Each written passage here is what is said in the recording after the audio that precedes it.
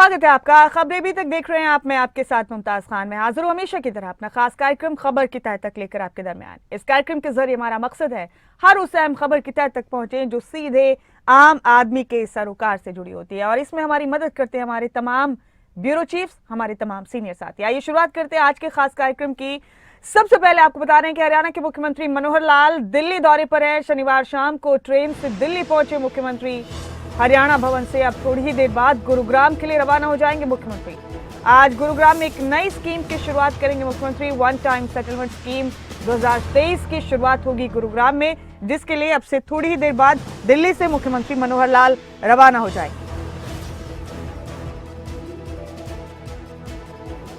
ये अहम खबर आपके टीवी स्क्रीन पर है।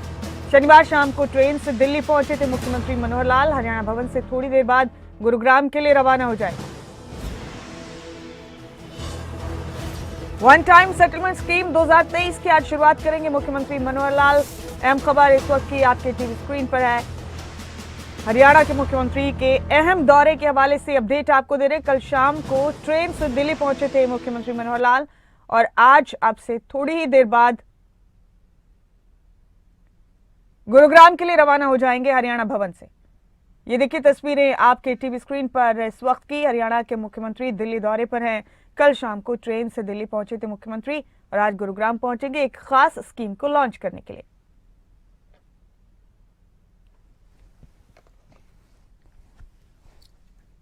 तस्वीरें मुख्यमंत्री के दौरे के हवाले से आपके टीवी स्क्रीन पर। हरियाणा के सीएम का दिल्ली दौरा है और इस दौरान कई अहम कार्यक्रम उनके रहने वाले हैं। आज गुरुग्राम के लिए रवाना हो जाएंगे दिल्ली से मुख्यमंत्री। वन टाइम सेटलमेंट स्कीम 2023 की आज शुरुआत करेंगे मुख्यमंत्री गुरुग्राम में। ये देखिए कल ट्रेन की तस्वीरें हैं। ट्रेन के जरिए दिल्ली पहुंचे थे मुख्यमंत्री। हरियाणा भवन में रात्रि ठहराव था उनका और आज गुरुग्राम के लिए रवाना हो जाएंगे मुख्यमंत्री। गुरुग्राम में वन टाइम सेटलमेंट स्कीम 2023 की शुरुआत करेंगे आज मुख्यमंत्री। तो मुख्यमंत्री का दौरा काफी अहम है। आज ही दोपहर तकरीबन 2:30 बजे मथुरा के लिए रवाना हो जाएंगे। गुरुग्राम को बड़ी सौगात देने के बाद आज मथुरा भी रवाना हो जाएंगे मुख्यमंत्री मनोहर लाल। तकरीबन 2:30 बजे का वक्त तय है जो कि मुख्यमंत्री मथुरा पहुंचेंगे।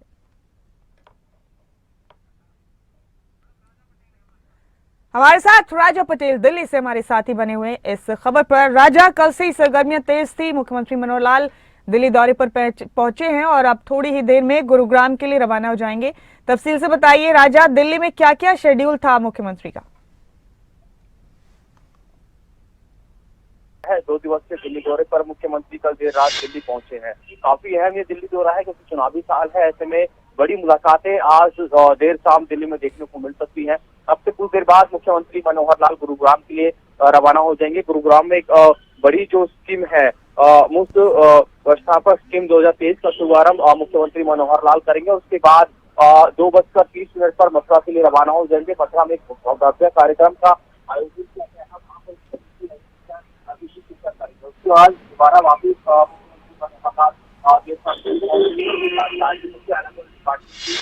मंत्रियों से मुलाकात करेंगे। आपके यहाँ मुलाकात में जो जानकारी है, जिस तरीके से विस्तृत यात्रा पूरे प्रदेश में चल रही है, गाँव में जा रहे हैं, उसको लेकर जो केंद्रीय मंत्री है उनसे बातचीत करेंगे। तरीके से जो जानकारी केंद्र की तरफ से जो तमाम विकास कार्य है, नेशनल हाईवे की बात करें, अलग अलग और जो की तरफ से प्रदेश में चलाए जा रहे हैं, इसको और किस तेज गति से बढ़ाया जाए, इन सभी पहलू को लेकर आज अलग अलग पार्टी के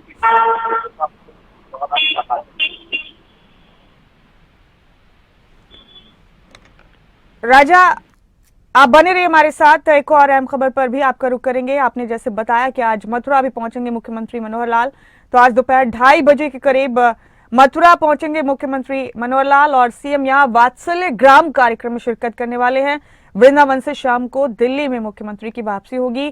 कई केंद्रीय मंत्रियों से मुलाकात कर सकते हैं। इस दौरान मुख्यमंत्री हरियाणा में चल रही परियोजनाओं पर चर्चा की उम्मीद है इस दौरान, और सोमवार को सुबह ट्रेन से ही वापस चंडीगढ़ वापसी होगी मुख्यमंत्री मनोहर लाल की। राजा का रुख करेंगे एक बार फिर से। वात्सल्य ग्राम कार्यक्रम में शिरकत करेंगे मथुरा पहुंचकर मुख्यमंत्री। राजा, जान सकते हैं राजा ये किस तरह का कार्यक्रम है और यहाँ से शाम को किस वक्त उनकी दिल्ली वापसी हो सकती है? बिल्कुल, देखिए एक भव्य कार्यक्रम मथुरा में आज दोपहर के बाद देखने को मिलेगा, जिसमें मुख्यमंत्री मनोहर लाल की बात करें, और तमाम जो नेता है वो इस कार्यक्रम में शिरकत करेंगे। और इस तरीके से मैं आपको बता दूं कि जो ये कार्यक्रम है वह ग्राम कार्यक्रम का कार्यक्रम है। इसमें जो जानकारी है कि यूपी के भी कई बड़े नेता इसमें शिरकत कर सकते हैं। एक बड़ा कार्यक्रम मथुरा में देखने को मिलेगा। दोपहर के बाद मुख्यमंत्री गुरुग्राम से सीधा मथुरा के लिए रवाना होंगे। उसके बाद देर शाम दिल्ली पहुंचेंगे। देर शाम दिल्ली पहुंचने के बाद जिस तरीके से मैंने आपको पहले जानकारी दी कि केंद्रीय मंत्रियों से उनकी मुलाकात के कार्यक्रम है, अलग अलग जो मंत्री हैं केंद्र के, उनसे टाइम मांगा गया है। जिस तरीके से जो कहीं टाइम मिलेगा तो वो मुलाकात करेंगे। तो आज अभी मुख्यमंत्री मनोहर लाल दिल्ली में रहेंगे। उसके बाद कल 11 बजे दोबारा शताब्दी ट्रेन से चंडीगढ़ के लिए रवाना हो जाएंगे। जी शुक्रिया राजा, आपका इस तमाम अहम जानकारी के लिए बेहद शुक्रिया।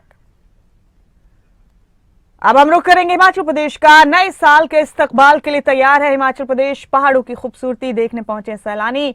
बर्फबारी नहीं हुई, लेकिन हिमाचल प्रदेश के शिमला में मौसम साफ है। शिमला विंटर कार्निवाल का आज समापन भी हो जाएगा। आपदा ने हिमाचल को कष्टदायक बनाया। 2023 के हवाले से तो हिमाचल के हवाले से थोड़ी सी मायूस करने वाली खबर है। आपदा ने हिमाचल के लिए 2023 को कष्टदायक बना दिया था। नए साल के स्वागत के लिए हालांकि हिमाचल पूरी तरह से तैयार है। पहाड़ों की खूबसूरती देखने के लिए बड़ी तादाद में सैलानी यहां पहुंचे हैं, लेकिन बर्फबारी नहीं हुई। हिमाचल प्रदेश के शिमला में मौसम साफ है। साथ ही आपको भी बता दें कि शिमला विंटर कार्निवाल का आज समापन भी है।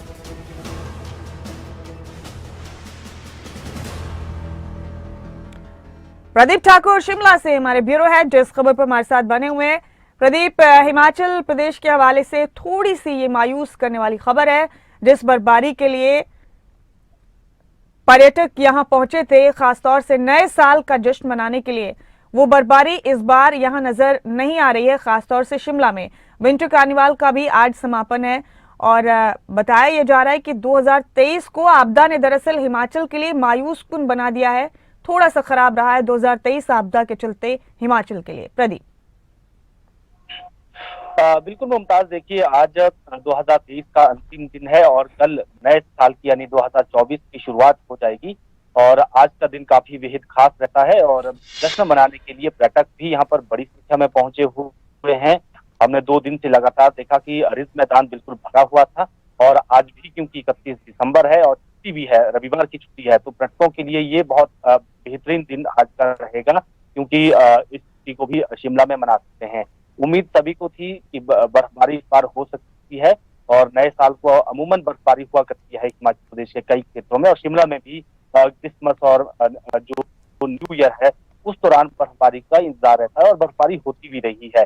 लेकिन अब बदलाव है और बर्फबारी नहीं हुई है, तो कहीं ना कहीं पर्यटक से मायूस जरूर हैं, लेकिन फिर भी उत्साह उनका कम हुआ है। शिमला की बात है तो पिछले 7 दिन से विंटर कार्निवाल यहाँ चल रहा था, उसका समापन ऑफिशियली होने वाला है, लेकिन बाकी वहाँ पर यहाँ पर बाकी चीजें हैं, चाहे खान पान से जुड़ी चीजें हैं, जो कला संस्कृति से जुड़ी चीजें हैं, वो अभी 5 जनवरी तक चलेगी। इस तरह का प्रबंध इस बार किया गया है और अगले साल से इसी विंटर कार्निवाल को थोड़ा खींचने की भी कोशिश की जाएगी। इस तरह का नगर निगम ने भी और जिला प्रशासन ने निर्णय लिया है, ताकि पर्यटकों को यहाँ सुविधाएं भी मिल सके और जो यहाँ इंडस्ट्री से जुड़े लोग हैं, पर्यटन इंडस्ट्री से जुड़े लोग हैं, उनको भी फायदा मिल सके और जो पर्यटक आएंगे उनको भी थोड़ी वैरायटी यहाँ मिल पाए।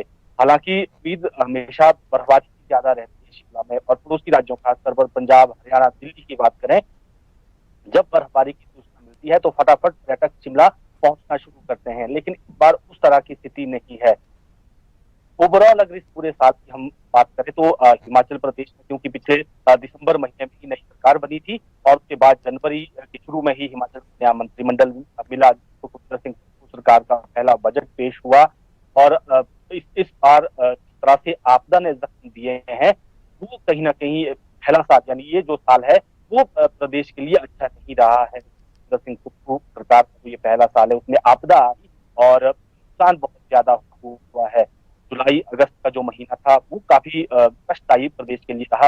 हजारों करोड़ रुपए का नुकसान, 10,000 करोड़ रुपए के नुकसान का तो केवल आंकलन किया गया है, बाकी इसके अलावा भी ऐसा कई नुकसान है तो इसका पूरी तरह से आंकलन नहीं हो पाया है। कई दूर दराज क्षेत्र रहते हैं जहाँ पर सड़कें बाधित हुई, अवरुद्ध हुई, उसके बाद वो सड़कें टूटी हैं, साथ ही घर ढह गए, घर खत्म हो गए, बहुत सारी जानी नुकसान, 500 से ज्यादा जानी नुकसान भी प्रदेश में हुआ है।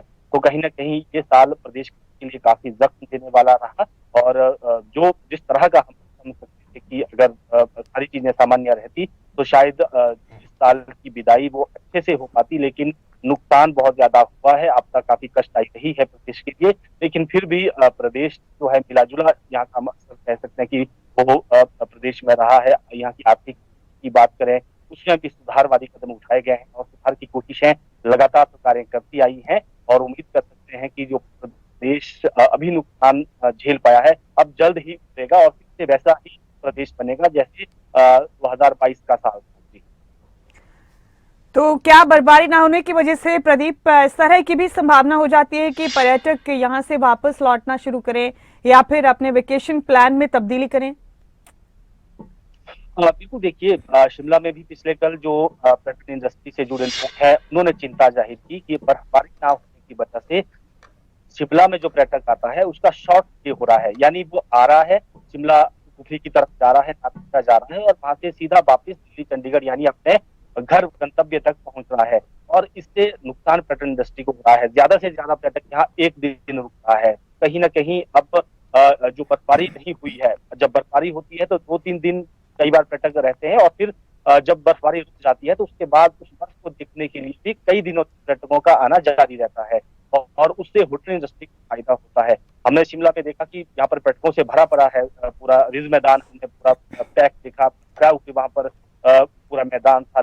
बड़ी संख्या में पर्यटक यहाँ पहुंच रहे थे, वाहन यहाँ पर बहुत ज्यादा पहुंच चुके पर्यटक वाहन, लेकिन वो होटलों में नहीं रुक रहे थे। और यही चिंता होटल एसोसिएशन ने भी कल जताई कि हमारी यहाँ पर स्थिति ऐसी हो गई है कि पर्यटक तो आ रहे हैं लेकिन वो होटल्स में नहीं रुक रहे हैं और 50% इस वक्त जो होटल्स हैं वो ऑक्यूपेंसी उनकी चल रही है। तो इसका मतलब ये हुआ कि पर्यटक यहाँ आ रहा है वो शाम को या सुबह जल्दी वापस अपने घर लौट रहा है, तो उसका स्टे यहाँ पर बढ़े, इसके लिए अब चिंता करने की जरूरत महसूस की जा रही है। और बर्फबारी ना होना ये भी पर्यटन इंडस्ट्री के लिए झटका साबित हो सकता है अगर इसी तरह का मौसमी बदलाव आने वाले दिनों में भी चलता रहेगी।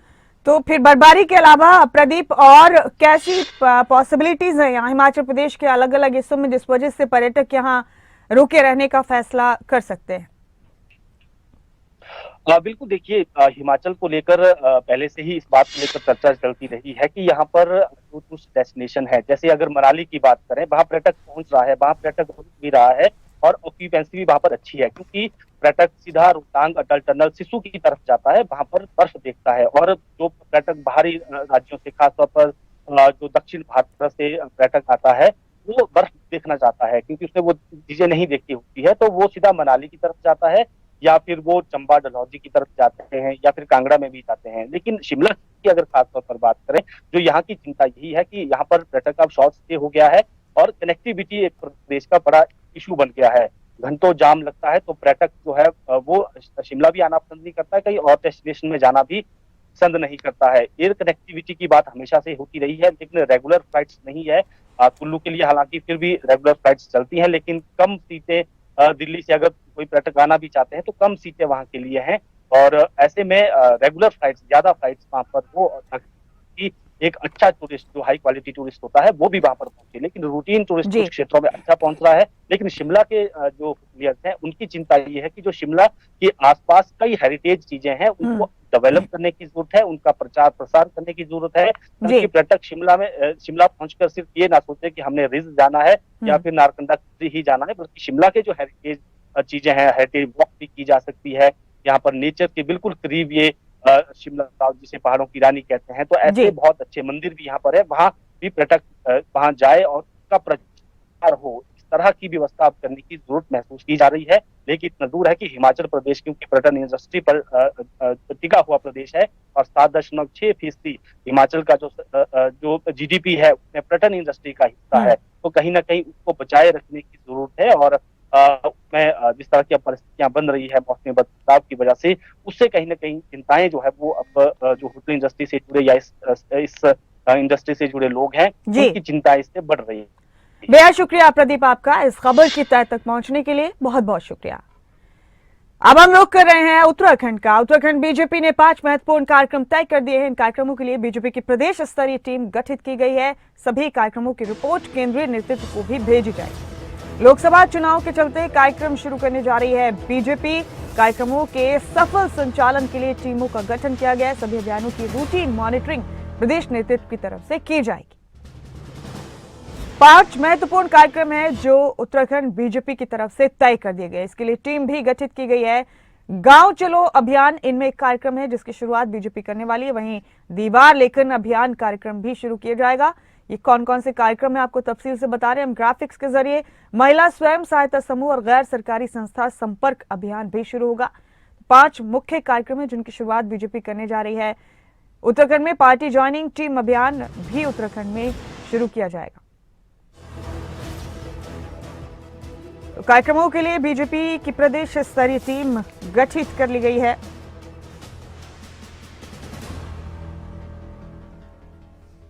लोकसभा चुनाव के चलते ये खास कार्यक्रम तय किए गए हैं। इनकी रिपोर्ट केंद्रीय नेतृत्व को भी भेजी जाएगी और प्रदेश नेतृत्व की तरफ से सभी अभियानों की मॉनिटरिंग की जाएगी, सभी कार्यक्रमों की मॉनिटरिंग की जाएगी।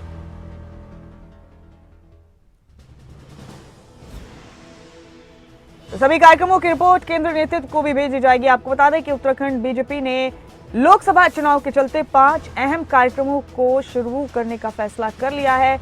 5 अहम कार्यक्रम भारतीय जनता पार्टी की तरफ से उत्तराखंड में शुरू किए जाएंगे। सभी कार्यक्रमों की रिपोर्ट केंद्रीय नेतृत्व को भी भेजी जाएगी।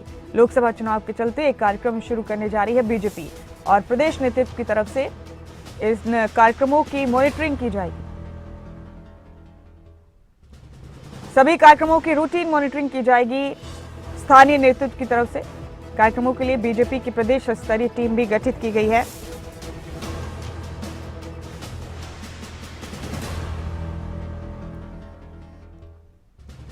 अहम खबर आपके टीवी स्क्रीन पर है। उत्तराखंड बीजेपी ने 5 महत्वपूर्ण कार्यक्रम तय कर दिए हैं जिसके हवाले से हम आपको ये तमाम तफसील भी दे रहे हैं। राव शफात अली उत्तराखंड से हमारे ब्यूरो हेड इस खबर पर हमारे साथ बने हुए हैं।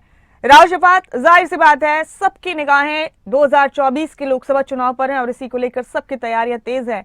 उत्तराखंड बीजेपी ने 5 प्रमुख कार्यक्रम या अभियान शुरू करने का फैसला किया है। इसके लिए अलग से टीम गठित की गई है और पूरी तवज्जो है भारतीय जनता पार्टी की लोकसभा चुनाव पर। आप तफसील से बताइए राव शफात, किस तरह के 5 कार्यक्रम होने वाले हैं भारतीय जनता पार्टी उत्तराखंड की तरफ से?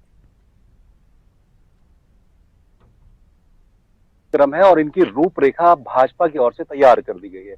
ये प्रदेश स्तरीय कार्यक्रम होंगे और जाहिर सी बात है कि लोकसभा चुनाव में अब बहुत ज्यादा वक्त तो नहीं है और तमाम पार्टियां अपनी तैयारियों में जुटी हैं। लेकिन भाजपा की एक बड़ी बात रहती है कि धरातल पर आम आदमी से कैसे जुड़ा जाए, आम आदमी तक किस तरह से बात की जाए। तो भाजपा कभी भी इसमें कोई कोताही नहीं बरतती है। वो चाहे जीत के बाद हो या हार के बाद हो, वो अपना इन जनता से जुड़ने का जो कार्यक्रम है पहले से तय कर देती है। अब जो जनवरी है वो लोकसभा चुनाव के लिए बेहद खास रहने वाला और संभावित, क्योंकि फरवरी में चुनाव की घोषणा भी हो जाएगी और अब तमाम पार्टियां चुनाव की तैयारी में है। लेकिन 5 जो कार्यक्रम है भाजपा के वो बहुत महत्वपूर्ण रहने वाले हैं, जिसमें गांव चलो अभियान है, यानी गांव के लोगों से उत्तराखंड में जितने भी गांव हैं सब जगह लोग जो भाजपा के बड़े पदाधिकारी हैं वो जुड़ेंगे। और इसके साथ ही महिला सहायता समूह एनजीओ संपर्क अभियान है, दीवार लेखन अभियान है और टीम ज्वाइनिंग अभियान है। तो ये ऐसे अभियान हैं 5 जिनकी रूपरेखा तैयार की गई है और जो बड़े नेता हैं उनको जिम्मेदारी सौंपी गई, यानी जो राज्य मंत्री स्तर के नेता हैं, बड़े नेता हैं, उनको धरातलीय जिम्मेदारी सौंपी गई है।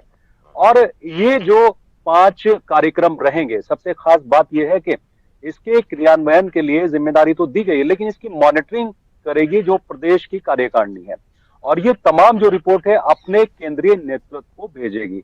यानी इसमें कोई लापरवाही नहीं कर सकता, यानी नेता अपने दफ्तर में बैठ करके या घर बैठ करके ये कार्यक्रम नहीं कर सकता। नेताओं को जिनको जिम्मेदारी सौंपी गई है वो जनता के बीच में अलग अलग, क्योंकि समन्वयक बनाए गए हैं, अलग अलग इसके प्रभारी बनाए गए हैं 5 कार्यक्रम के, जिनका मैंने अभी जिक्र किया, और जनता के बीच में जाना होगा और एक जो विस्तृत रिपोर्ट है वो तैयार करनी होगी और ये रिपोर्ट केंद्रीय नेतृत्व को पार्टी भेजेगी।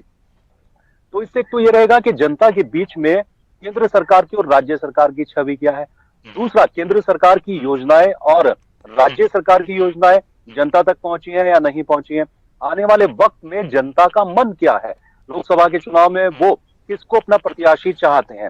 तो एक तरीके से ये फीडबैक लेने का भी काम होगा। तो ये बहुत महत्वपूर्ण कार्यक्रम है और जनवरी का जो माह यानी नए साल का नए वर्ष का जो जनवरी है वो बेहद ही खास रहने वाला है तमाम पार्टियों के लिए। और भाजपा इन 5 कार्यक्रमों को लेकर के प्रदेश में बेहद गंभीर है, इसलिए बड़े जो नेता हैं उनको जिम्मेदारी सौंपी गई है। मुमताज, तो जाहिर सी बात है राव शफात, ये तो अभी शुरुआत है लोकसभा चुनाव की, जैसे जैसे सरगर्मियां तेज हैं, इसके अलावा आगे भी इसी तरह के और कार्यक्रम किए जाते रहेंगे। केंद्रीय नेतृत्व तक को इसकी रिपोर्ट दी जानी है, यानी कि पूरी गंभीरता से भारतीय जनता पार्टी ने अपने मिशन का आगाज किया है। राव शफात, हाँ मुमताज, देखिए क्योंकि बहुत बड़ी चुनौती है भाजपा के लिए, और चुनौती इसलिए भी हो जाती है कि जो लोकसभा की 5 सीटें हैं उत्तराखंड में, और पांचों जो सीटें हैं वो भाजपा के खाते में है। 2014 की बात करें, भाजपा जीत करके आई 5 सीटें। 2019 की बात करें तो भाजपा जीत करके आई, और अब 2024 सबसे बड़ा मिशन है, सबसे बड़ा टारगेट है। तो भाजपा नहीं चाहती कि किसी भी सीट पर कोई बड़ा नुकसान हो। इधर कांग्रेस की तरफ से दावा किया जा रहा है कि अगले इस 2024 के लोकसभा चुनाव होंगे उसमें कांग्रेस जीतेगी, लेकिन क्योंकि यहाँ बीजेपी और कांग्रेस के बीच में ही टक्कर रहती है, इसलिए भाजपा के लिए चुनौती ज्यादा है अपनी सीटों को बचाने की। कुछ शिकायतें, दरअसल धरातल के कार्यक्रम भाजपा इसलिए तय करती है क्योंकि कुछ शिकायतें रहती हैं कि जो सांसद हैं वो जीत करके अपने क्षेत्रों में नहीं जाते हैं। हालांकि इससे पहले बहुत बड़ी जिम्मेदारी सांसदों को सौंपी गई, कैबिनेट मंत्रियों को सौंपी गई, फीडबैक लेने का और भी काम चल रहा है अपने अपने अलग अलग स्तर पर, लेकिन ये 5 कार्यक्रम बहुत महत्वपूर्ण भूमिका निभाएंगे। भाजपा चाहती है कि हैट्रिक लगाई जाए, 2024 के जब चुनाव हो तो 5 की 5 देवभूमि की जो लोकसभा की सीटें हैं वो भी बीजेपी के खाते में जाए। तो इसी के परिप्रेक्ष्य में माना जा सकता है कि बड़ी तैयारियों के बीच में भाजपा ने अपने 5 कार्यक्रम रखे हैं और बड़ी जिम्मेदारी बड़े नेताओं को सौंपी है। राव शफात, एक अभियान इनमें से गांव चलो अभियान भी है, तो क्या कहते हैं राव शफात कि गांव में भी, देही इलाकों में भी जो तमाम लोग हैं जिन तक अक्सर एक्सेस नहीं हो पाती है, ना तो योजनाओं की, ना पार्टी के ऐलानों की, तो इस मामले में भी अब संजीदगी से काम लिया जा रहा है पार्टी की तरफ से। ये टीम जो गठित की जा रही है, क्या इनकी तरफ से गांव तक पहुंचने के लिए आगे इस तरह के प्रोसेस बनाए जाएंगे, एक एक शख्स तक पॉलिसीज पहुंचे, पार्टी के मंसूबे पहुंचे? आपने बिल्कुल ठीक कहा मुमताज, और क्योंकि बहुत सारी ऐसी शिकायतें ग्रामीण क्षेत्रों से ही मिलती हैं कि जो बड़े नेता हैं वो वहां तक नहीं पहुंच पाते। ये जो योजनाएं हैं, गांव के लोगों को पता ही नहीं होता कि केंद्र सरकार की कौन कौन सी योजनाएं हैं और राज्य सरकार की कौन कौन सी योजनाएं हैं।